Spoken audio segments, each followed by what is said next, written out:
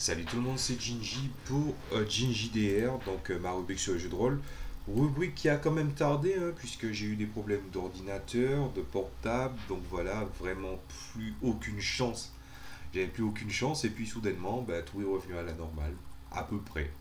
Donc dans cette rubrique sur les jeux de rôle, on va parler de sujet que j'avais promis de traiter, c'est-à-dire être déçu de sa table. C'est une vidéo qu'a fait François Le Temps, donc c'est une vidéo écho.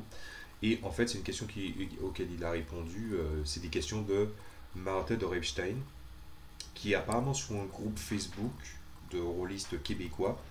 Et j'ai trouvé ça très intéressant parce que ma phase de pause, au moment où je vous parle, je suis à 5 jours de la fin de ma pause. J'avais fait une pause de 1 mois parce que j'avais besoin de me recentrer sur moi-même, mais aussi de me poser des questions sur l'avenir de la table, puisque l'avenir de la table était assez incertain. Donc, dans ma rubrique du jeu de rôle, on va discuter un petit peu de tout ça. On va répondre de façon stricte à comment je règle ça, comment je règle ce genre de conflit ou ce genre de questions, quel est mon point de vue avant et maintenant. Ça va être vraiment une vidéo très très longue et je ne planifie rien parce qu'à chaque fois que je planifie, je respecte rien. Voilà. Donc, c'est parti, on commence. Question de Mathieu de Repstein. Que faites-vous quand vous passez de très longues heures à créer une campagne pour vos joueurs et qu'ils prennent même pas la peine de faire leur historique, je pense que ça veut dire background, voilà, ni de s'impliquer en attendant passivement que vous les divertissiez. Comment réagissez-vous, même en game, dans un labyrinthe? Il trouve ça fatigant de dessiner un plan. Alors, je ne suis pas spécialement déçu de ma table, hein, puisque le titre est être déçu de sa table, je ne suis pas déçu de ma table. C'est juste qu'il y avait des choses à revisiter. Mais pourtant, mon point de vue sur ma table m'a permis d'apporter certaines réponses et mon point de vue sur mon évolution en tant que maître de jeu aussi. Alors, je vous invite à faire une pause sur ma vidéo et à aller voir la vidéo de François Le Tard parce que je suis d'accord avec 90% de ce qu'il a dit et les 10% restants, c'est pas que je ne suis pas d'accord, c'est qu'il faut apporter des précisions. Donc je vais compter jusqu'à 5 devant vous, enfin avec mes mains, et ensuite je vais commencer en sachant que vous ayez vu la vidéo d'avant. Elle doit faire quoi? 16, elle fait 16 minutes, donc voilà, par rapport à moi, ça devrait aller. Hein. Donc c'est parti.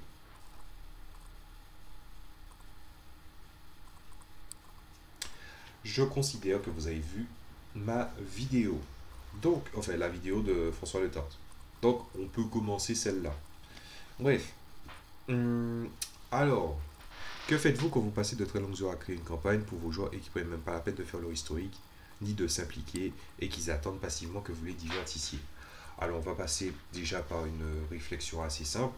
Je suis d'accord avec François Le Tart dans le sens où tu n'es pas obligé d'avoir fait un background au début par rapport à un jeu. Je veux dire, même quand tu découvres le jeu de rôle, est-ce que tu es censé connaître l'univers dans lequel ça se passe? Non, il n'y a pas de raison qu'il fasse une histoire. Et après, c'est vrai aussi que, imaginez, hein, j'ai pas pensé à ça, mais vous leur dites, faites une histoire. Et puis il fait son histoire. Sauf que vous voyez qu'il a mis un petit peu certains de ses fantasmes là-dedans, et vous lui dites, c'est pas possible, c'est pas possible, c'est pas possible, c'est pas possible. C'est démotivant. Vous voyez ce que je veux dire par là? Et surtout, vous pouvez créer votre personnage. Je suis d'accord sur le fait qu'on peut créer l'histoire de son personnage au fur et à mesure du temps. J'ai déjà vu des gens qui ont fait leur background avant, des gens qui ont fait des backgrounds au cours de route et au fur et à mesure des intrigues. Personnellement, jusqu'à présent, je joue en tant que PJ MJ. C'est-à-dire que ce personnage est interprété par moi. C'est mon personnage joueur, mais je suis maître de jeu, donc je sais quand le rendre moins discret.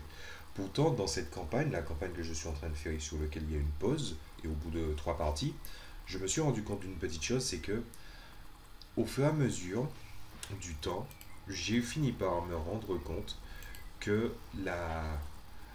comment dire ça, la partie où moi j'étais censé ne pas trop m'impliquer et laisser les joueurs en avant, ben, je suis d'accord d'avoir fait ça. Je veux dire, je ne regrette pas un seul instant de m'être mis en retrait. Pourtant, là, j'avais envie de faire une campagne avec un personnage intéressant. Surtout, il est dans des thématiques qui sont complémentaires à un autre personnage joueur. Donc, ça m'a encore plus motivé. J'ai fait son histoire un peu en avant, ça a fait 3 lignes.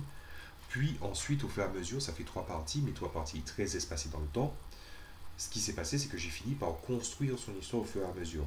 Et son histoire a un passé assez houleux, ce qui fait que il ne va pas présenter tout ça. Il y a des choses qui ne vont pas être dites. Et il va le passer en filigrane. C'est aussi ça la subtilité que doit avoir un joueur quand il doit distiller des informations sur son personnage.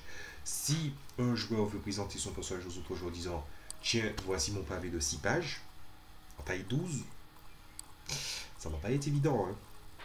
Surtout s'il ne met pas en forme son texte, évidemment. Je vais pas insister là-dessus. Ça va être long. Et donc, du coup, ça fonctionne. Mais par contre, et là je m'adresse aux joueurs, alors je vous explique. Vous avez envie peut-être de jouer des jeux populaires, genre Donjons et Dragons, Pathfinder, Warhammer, ce genre de choses là. Donc, je prends des exemples les plus connus, comme ça tout le monde s'identifie à ça. À peu près. Bref. Et du coup, vous ne savez pas dans quel multivers vous jouez. Ou voire même, vous connaissez le multivers dans lequel le MJ veut vous faire jouer.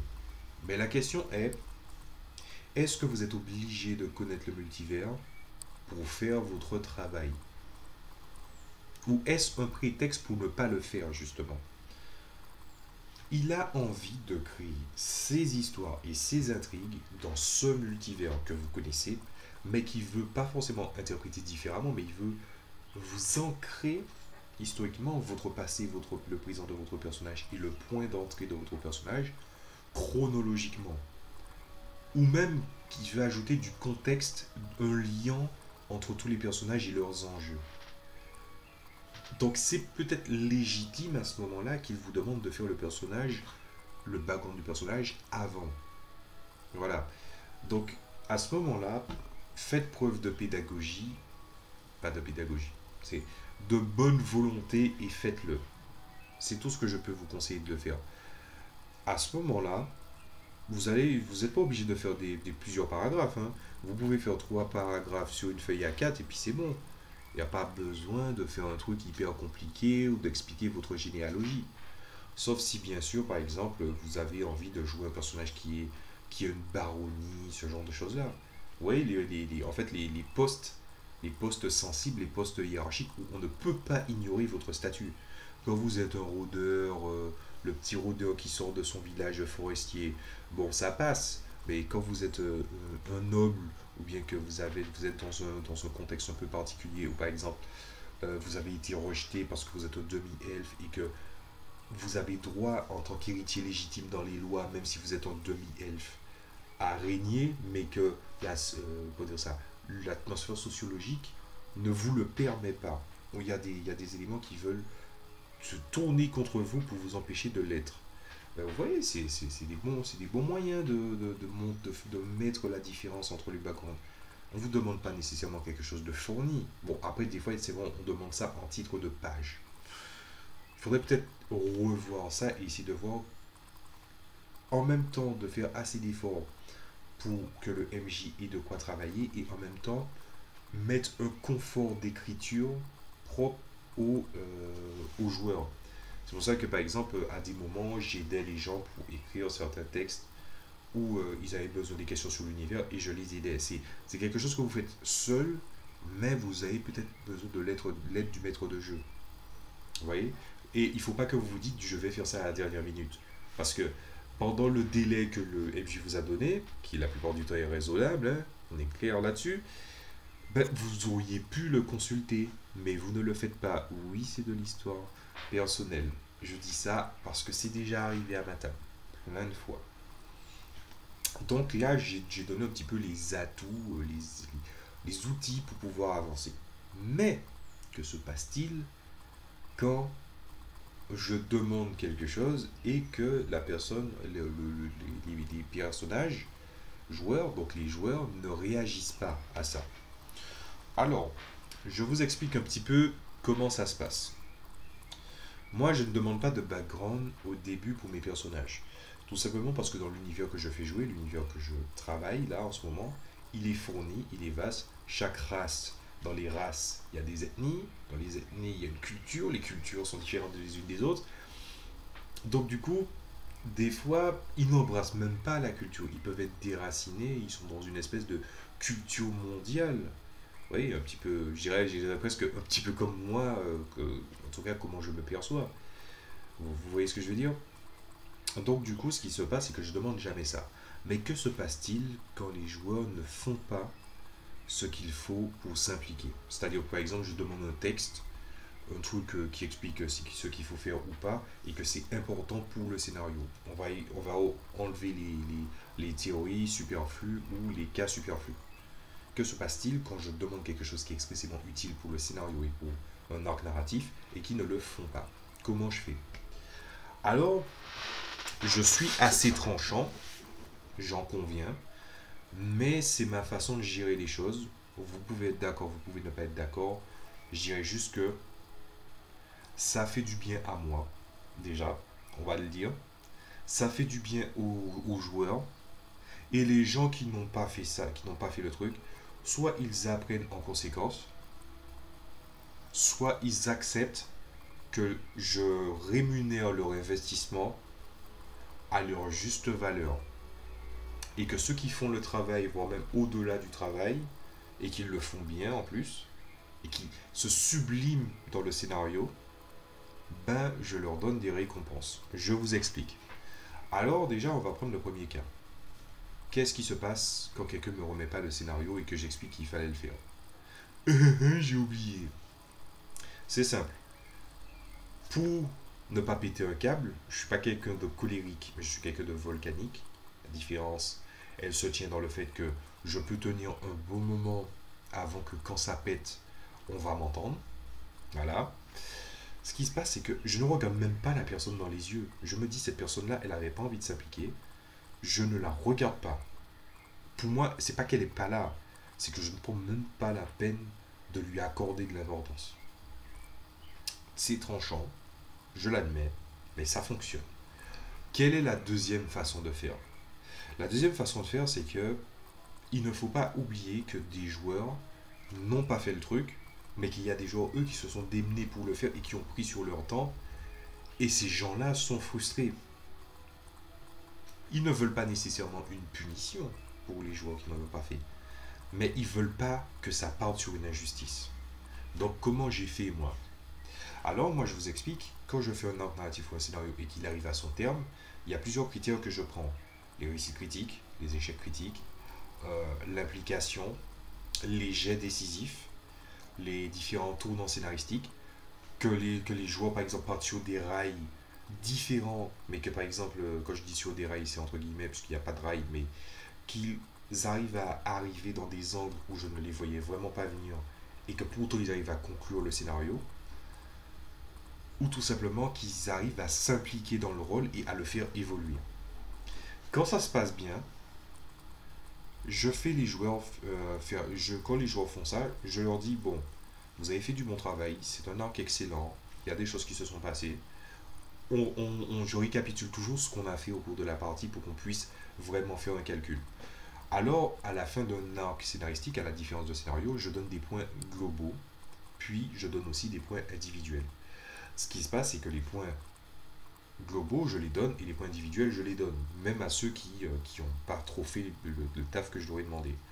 Là où le bas va blesser, c'est que il y a des joueurs qui vont me dire oui, mais je voudrais ça à un rang supérieur ou ça à un rang supérieur, et qu'ils ont fait le taf et qu'ils ont appliqué parce qu'ils comprennent aussi le contexte, comment il faut que ça monte. Je leur dis je t'accorde ça, et des fois même je dis je peux même t'accorder 2 niveaux, je peux me prendre le luxe de le permettre, ou encore que je mets des multiplicateurs aux gains qu'ils ont déjà eu. Ça m'arrive. Mais les joueurs qui n'ont pas fait le taf, ben c'est simple. Pas de gain multiplicateur. Et puis c'est tout. Et puis quand ils vont voir que les autres qui ont fait le taf et qui forcément, ben, c'est pas forcément les gars qui pensent plus à la méta, hein, ils s'en foutent. Eh ben eux ils leur mettent un coup de vent et qu'en plus qu'ils deviennent polyvalents et que ils ont l'impression que le rôle va évoluer. Je pense que ça gêne quand on donne pas de points multiplicateurs à des joueurs. Mais je pense que le pire, c'est quand ils voient que les parties d'après, c'est pas que seulement le personnage a évolué au niveau des stats, au niveau de ce qu'il y a sur le papier, mais que c'est le rôle, tu sens une meilleure implication, que même le personnage il pense autrement, le joueur il pense autrement. Parce que on lui a déjà mis un contexte, on lui a mis un terreau qui était le scénario qu'il avait à faire. Il pouvait faire ce qu'il voulait, et que s'il avait des limites, il les avait, mais il a respecté ce terreau, et ce terreau a permis une ascension qui est fulgurante. C'est très frustrant pour les joueurs qui ne s'appliquent pas. Il y a deux choses que je dois dire en considérant tout ce que je viens de vous dire là.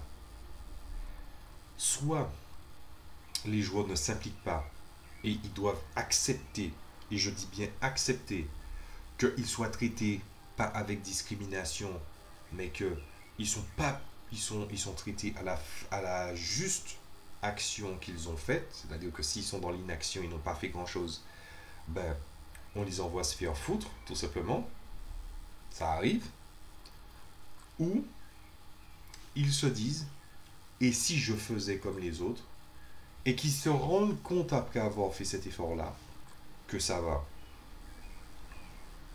C'est comme ça que je vois les choses. Alors, vous n'êtes pas obligé d'utiliser ma méthode. Par exemple, le multiplicateur d'XP, c'est pas forcément un truc que tu peux mettre dans n'importe quel jeu. Mais je pense que vous avez compris un petit peu. C'est pas la carotte ou le bâton, c'est tout simplement la carotte et l'autre personne ne t'a rien. Voilà. Mais il faut bien que vous compreniez un petit truc sur cet aspect. Les joueurs qui n'ont pas fait le taf, c'est un manque de respect pour le maître de jeu qui vous a demandé de faire quelque chose alors qu'il avait vraiment envie de vous ancrer dans la campagne, il a envie de s'investir, pas seulement pour lui mais aussi pour vous. Mais en plus de ça, c'est un manque de respect envers les joueurs qui étaient là et qui ont fait le taf. Et ça, je l'ai déjà dit, mais je le redis et j'insiste. Alors, ensuite, il y a la dernière question. Même en game, dans un labyrinthe, il trouve ça fatigant de dessiner un plan. Ça va être intéressant. Alors, que se passe-t-il? Moi, je vois les choses sur plusieurs angles. Si si un des joueurs qui interprète un personnage, son personnage a un niveau d'intelligence bas et qui dit qu'il ne le fait pas de manière RP, je dis pourquoi pas. Même si j'y crois pas trop. Si son personnage est assez intelligent, genre je veux dire par exemple dans Warhammer V1, bon au-dessus de 30 c'est intelligent, un bon personnage intelligent au début. Dans Jouer Dragon c'est à 10, tout juste le taf, me semble-t-il. Et du coup, par exemple, je parlais de l'exemple de Donjons et Dragons, ben, dans Donjons et Dragons, si quelqu'un est à 7 d'intelligence et il ne fait pas de plan, je comprendrais. Mais si les joueurs, c'est juste en leur âme et conscience, ils ont la flemme, laissez-les galérer. Alors, ce que je vous dis est arriver à détabler, je suis sûr de ça. C'est-à-dire que des MJ se disent, ils veulent pas faire de plan, ils vont les laisser poireauter. Et du coup, ils vont se déplacer à se perdre, à se perdre, à se perdre. Soit ils se motivent à faire un plan, soit la partie là ou les parties d'après, les joueurs vont déserter. Et il vaut mieux que les joueurs désertent. Il vaut mieux que les joueurs désertent. Je le dis vraiment en le pensant. Parce que finalement, travailler sur un labyrinthe, déjà c'est difficile. Je parle de dessiner le plan parce que même moi qui est théâtre de l'esprit, j'ai de la chance d'avoir une bonne visualisation pour voir comment est le donjon. Vous voyez ce que je veux dire, hein? Je fais ça, la partie d'ombre, je visualise très facilement le plan. Vous voyez? Ce qui se passe, c'est que il faut, dans un labyrinthe, noter le plan. Que ça vous plaise ou non. Ne serait-ce que pour savoir s'il y a des endroits. Parce que, attention, des labyrinthes, on peut juste s'y perdre. Mais s'il y a des pièges mortels dans des cul-de-sac, vous êtes foutus. C'est fini. Et le MJ peut le faire. Mais le MJ, je pense, doit faire un parcours de volonté et ne doit pas imposer un cul-de-sac à piège mortel, parce que les joueurs doivent comprendre qu'il faut qu'ils fassent un minimum d'efforts s'ils veulent avancer dans l'intrigue.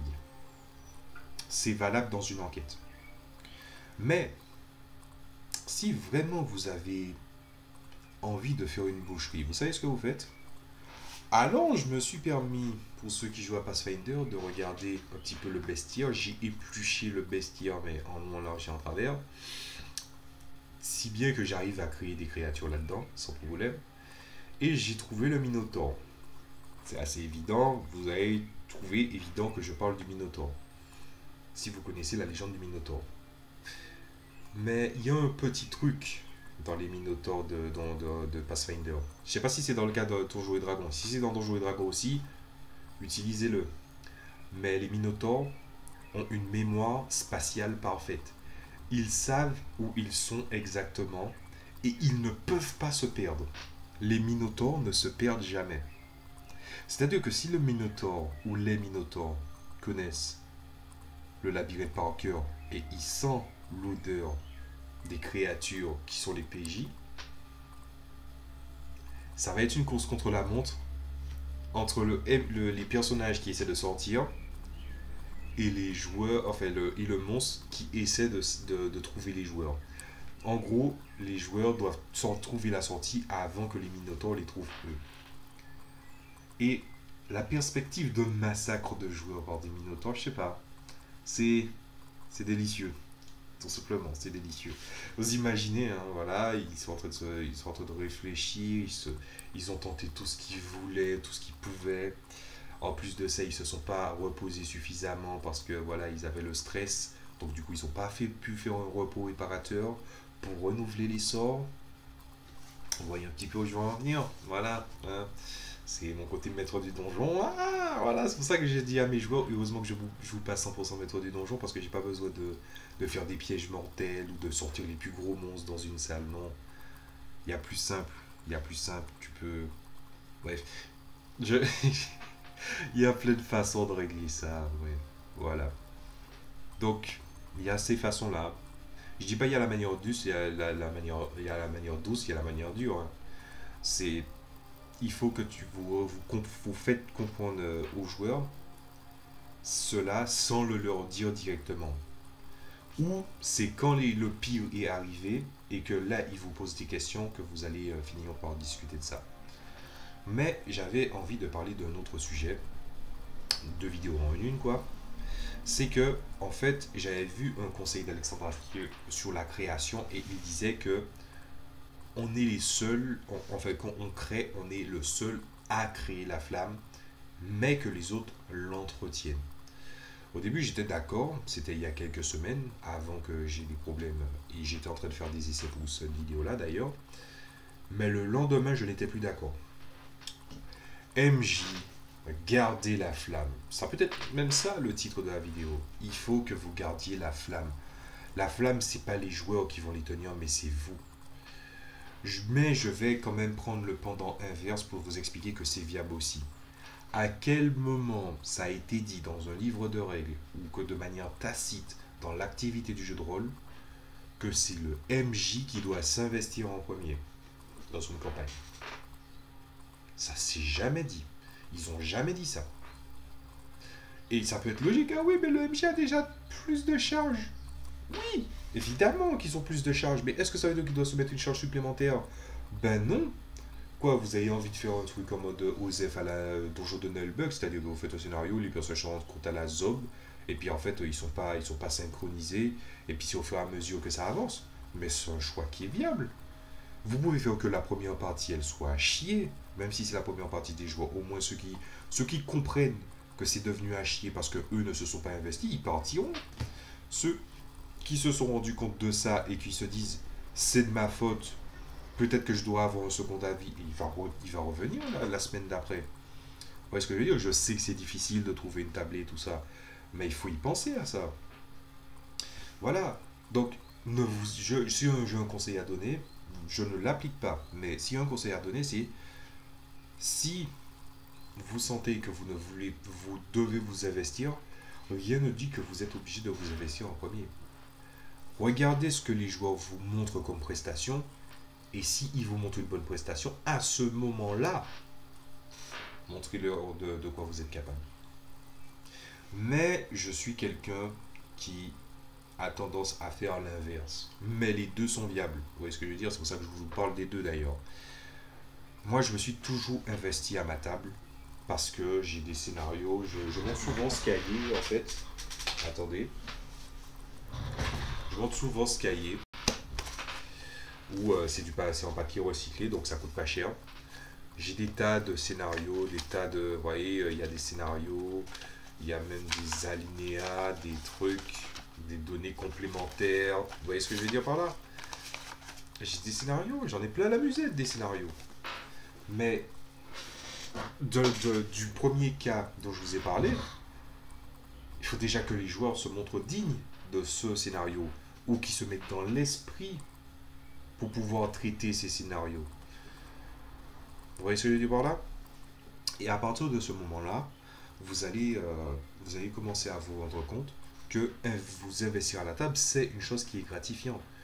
Mais il ne faut pas que ça soit gratifiante pour les autres. Celle qui, c'est la personne qui désire, euh, comment dire ça, faire grandir sa flamme, et celui qui doit porter sa flamme. Si le MJ porte sa flamme, il peut la porter seul. Hein. Il n'a pas besoin des autres pour ça. Combien de fois j'ai vu mes joueurs galérer à faire des scénarios, en fait des quêtes génériques, on aurait presque dit un jeu vidéo, et puis ils veulent faire la même chose, tout ça pour être les, soi-disant les plus forts, et puis que mon personnage joueur en tant qu'MJ, il dit, et moi j'en ai marre de ces conneries, je me barre, je vais faire un truc qui me tient à cœur, allez vous faire foutre. Elle ne l'a pas dit comme ça, mais elle s'est barrée. Il y a des gens qui se sont dit, quoi, il a un truc qu'il a envie de faire, enfin, qu'elle a envie de faire et qui lui tient à cœur, et des gens ont suivi. Mais est-ce que c'est moi qui, normalement, un personnage qui est censé être secondaire à l'intrigue, qui doit justement dire aux joueurs que vous pouvez faire autre chose? Moi, quand j'ai créé des PNJ avant, je les créais pour montrer les possibilités de l'univers ou des choses scénaristiques, des directions scénaristiques qui étaient importantes, des choses qu'on pouvait traiter. Parce que dire dans un univers, tu peux tout traiter, par exemple, tu dis dans Donjons et Dragons Pathfinder, tu peux tout traiter, de l'enquête, de la romance, sur choses là. Moi, je demande qu'à croire ça. La question, c'est est-ce que ton matériau d'origine le permet? Jusque-là, il n'y a pas de problème, oui. Même Donjons et Dragons Pathfinder, vu que c'est le même, à peu près le même délire, ça passe. Mais pour que les gens se mettent dans l'esprit, c'est déjà une autre paire de manches. C'est largement une autre paire de manches. Donc, à partir de ce moment-là, c'est pas au maître de jeu de dire aux joueurs, les gars, vous savez, vous pouvez faire ça. Je sais que je préviens à l'avance quand je propose le scénario. Mais par contre, si eux, ils ne savent pas se démerder quand je leur dis, on est en bac à sable, démerdez-vous, mais c'est triste, c'est d'une tristesse.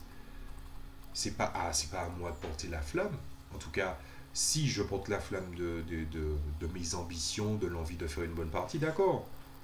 Mais les joueurs, s'ils veulent mettre la main à la pâte, s'ils veulent finalement mettre du combustible pour que la flamme elle ait une belle couleur, s'il faut prendre une métaphore, ben à ce moment-là, ils vont s'investir. Et j'ai déjà vu des joueurs qui s'investissent. Il y a des moments, il y a des phases historiques dans ma tablée où ma tablée a changé de forme. Et elle a changé de forme et aussi la tablée, elle a changé de mentalité parce qu'on se trouvait face à un mur qui était dressé par, finalement, des fois par les limites de certaines règles, qui était par le fait que les joueurs ne voulaient plus se mettre dans des situations risquées. C'est-à-dire qu'il y a des joueurs, pendant une période, ils ont dit, je ne fais plus de choses qui sont difficiles. Ils refusaient l'adversité, alors que l'adversité, c'est le cœur du jeu de rôle. Vous voyez ce que je veux dire par là? L'adversité est le cœur du jeu de rôle, et finalement, ces rouages ne sont que les verbes. C'est beau. Voilà. Vous voyez un petit peu ce que je veux dire par là? Et à ce moment-là, quand on a commencé à faire le tri de ce qu'il fallait, je leur disais, est-ce que vous voulez passer au rang supérieur? Est-ce que vous avez envie de faire mieux? Et qu'est-ce qui s'est passé? Il y a des gens qui ont voulu faire mieux, et il y en a qui ont préféré rester au Radic Pacrette et qui ne se sont pas investis plus que ça. Et qu'est-ce qui se passe? Ben, les joueurs qui sont restés, c'est pas genre c'est mes joueurs préférés, ça n'a rien à voir. Chaque joueur a ses atouts et ses inconvénients, je sais reconnaître le bon et le mauvais dans chaque joueur. Heureusement, j'ai pas de préféré. C'est bien. Mais les joueurs qui sont restés, les joueurs qui ont été fidèles au poste, qui ont accepté pas des évolutions en fonction de ce que je veux pour la table, mais ce qu'on est prêt à voir à la table, ben ça a été que meilleur. Ça a été que meilleur. La flamme, là, au moment où vous parle pendant cette pause, la flamme de ce qu'on est censé créer ensemble, elle a une belle couleur. Elle a de belles couleurs. La question c'est est-ce que les joueurs qui par exemple se sont absentés trop longtemps, ou peut-être hein, qui ont décidé de ne plus venir, je sais pas encore parce qu'il y a des joueurs qui sont partis de manière éparse, est-ce que eux quand ils reviendront, ils arriveront à s'acclimater à la dynamique de groupe, c'est-à-dire sans perturber la couleur de la flamme, ou est-ce que finalement ils vont la pervertir, ou tout simplement la rehausser la flamme. Vous voyez ce que je veux dire par là? C'est ce genre de choses-là. L'implication du jeu de rôle dépend du maître de jeu, pas forcément des joueurs. Mais pourtant, les joueurs ne sont pas des éléments que vous ne pouvez pas prendre en compte. Si la couleur de la flamme ne vous plaît pas, et que finalement les joueurs ne sont pas prêts à faire des efforts, changez de combustible, changez de joueur. Voilà. Il faut statuer sur ce que les joueurs sont prêts à faire ou pas. C'est pour ça que j'ai fait ce mois de pause, pour essayer de réfléchir à cette question. Je ne suis pas déçu de ma table, mais il faut comprendre que les personnes qui ne s'investissent pas plus que ça, les personnes qui sont là en mode lolilol, moi je suis pour le divertissement popcorn, hein. Je suis à la base quelqu'un de... Même si je suis quelqu'un qui analyse tout en long, large et en travers, moi je sais être bon public, je sais regarder un truc, pas forcément en éteignant mon cerveau, mais en admettant, ça va être con, ça va être simple, ça va être du bourrinage. J'ai même créé deux jeux de rôle qui tournaient autour de ça. Il y en a un qui tourne autour de la baston, où tout est prétexte à la baston au point que c'est ridicule, mais qu'en même temps, ce qui va faire le cœur de l'univers, ce qui va faire le cœur des intrigues, du monde, ben, c'est ce que les stats de combat ne peuvent pas traiter. Vous voyez ce que je veux dire par là? Et j'ai même créé un autre univers où tout est en mode lolilol. Du JDR Popcorn, ça existe. Mais à un moment, si ça ne suffit plus ou que c'est plus la direction de la table, si vous vouliez du popcorn et que c'est pas la tablée n'a pas l'air d'être dans ce sens-là, partez. Je parle des joueurs. Mais par contre, votre passivité ne met même pas le JDR à un rang de cinéma popcorn, de ludisme popcorn, mais ça le met en dessous, au strict minimum. Vous jouez les règles pour les règles. Vous jouez les péripéties, vous résolvez les péripéties, et après, est-ce que c'est bien, est-ce que c'est pas bien? Finalement, si vous ne mettez aucun ingrédient dans votre eau bouillie, finalement, est-ce que vous allez avoir un ragoût ou bien de l'eau bouillante? Pas besoin de l'eau bouillante, faut pas rêver. Je cherche des tas de métaphores sur la bouffe, mais je pense que vous avez compris ça. Donc, quand vous êtes déçu de votre tablé, MJ, vous pouvez soit décider de porter la flamme seul et de les mettre dans des situations qui va peut-être les pousser à faire mieux. Mais si vous voyez que le problème n'est pas là, vous leur dites dès le départ que vous en attendez plus. S'ils ne veulent pas faire plus, vous changez de personnage. Enfin, vous changez de tablé. Vous les virez tous de la tablée ou vous partez dans une autre tablée. Et puis après, peut-être qu'ils vont se dire je vais chercher mon MJ Popcorn, mais peut-être que même le MJ Popcorn qu'ils vont finir par retrouver, lui-même aussi, il aura peut-être d'autres ambitions. D'autres ambitions. La couleur, l'identité, ce que j'appelle l'identité de la table, c'est pas seulement le MJ qui le détermine, c'est les joueurs aussi. Donc s'il y en a qui ne font pas d'efforts, ou que vous êtes le seul à faire des efforts, le problème ne vient pas nécessairement de vous parce que vous êtes minoritaire. Ça veut tout simplement dire que vous êtes celui qui est le prêt à faire le maximum, mais le maximum, ça veut peut-être dire quitter la table et aller trouver une table qui vous convient le mieux. Voilà. Gardez votre flamme MJ. Mais si, en chemin, vous vous rendez compte que la flamme que vous tenez, elle ne brille pas intensément, faites le strict minimum. Donc ce que j'ai dit, l'inverse, faites le strict minimum et attendez que les joueurs mettent quelque chose sur le bûcher. Voilà. Donc je vais faire ma conclusion, ça fait 34 minutes, donc ça va être un peu long. Je pense que ma conclusion, elle est assez bonne, une vidéo qui est assez personnelle finalement. Je ne suis pas déçu de ma table, mais comme j'ai dit, il faut que je vois où ma table va et il faut que je statue de qui veut rester à la table ou non et qu'est-ce qu'ils sont prêts à faire pour avancer dans la table. D'ailleurs, je vais en discuter dans pas longtemps, dans quelques jours. Et finalement, cette vidéo, elle m'a beaucoup aidé là-dessus.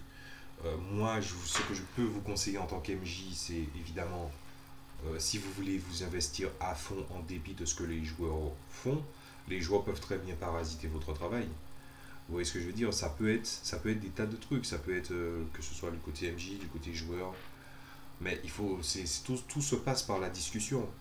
Mais quand tous les sujets ont été, quand vous avez étouffé tous les arguments, en fait, quand tous les arguments que vous avez présentés ont été étouffés, quand vous voyez qu'ils ont décidé de se complaire dans une certaine médiocrité, et que si jamais, par exemple, ça peut arriver, que par exemple, vous sentez que la tablière stagne, et puis que par exemple, le joueur vient à vous, des joueurs viennent à vous reprocher que ça stagne, et il laisse sous-entendre que c'est vous qui êtes pour quelque chose, ben vous les envoyez se faire foutre, et puis c'est tout. Si eux, ils ne font rien, il n'y a aucune raison pour que vous ayez à quelque chose à avoir dans cette histoire. Donc la question, c'est est-ce que vous êtes prêt à faire des efforts en dépit des joueurs, ou est-ce que vous préférez plutôt mettre votre flamme de côté et attendre que les joueurs, eux, décident de s'éveiller pour avancer avec vous. Voilà. Mais c'est pas ça, c'est deux, trois éléments qui peuvent faire que vous soyez déçu de votre table, hein, finalement. Comme j'ai dit, le rouage du JDR, enfin le cœur du JDR, c'est l'adversité, mais son rouage, c'est le verbe. C'est autant vrai en dehors de la table, c'est-à-dire autour de la table, que dans la fiction. Si vos joueurs ne comprennent pas ça, bah, c'est tout simplement qu'ils ne sont pas faits pour le jeu de rôle. Ou que leur définition du jeu de rôle popcorn, bah, si eux ils ont leur définition et qu'ils sont tous d'accord sur cette définition du jeu de rôle popcorn, au pire, ils feront une table à côté et l'un d'entre eux deviendra un MJ. C'est une solution aussi.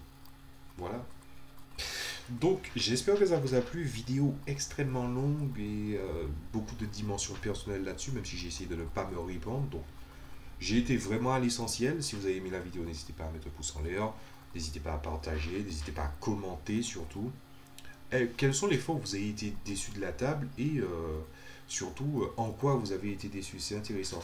Parce que si par exemple vous avez des témoignages, des choses à dire, tout ça, je pourrais faire d'autres vidéos dans ce genre-là parce que je pense que finalement le service minimum, ce n'est qu'un des aspects qui peut mettre un conflit à la table, un conflit autour de la table, pas dans la fiction.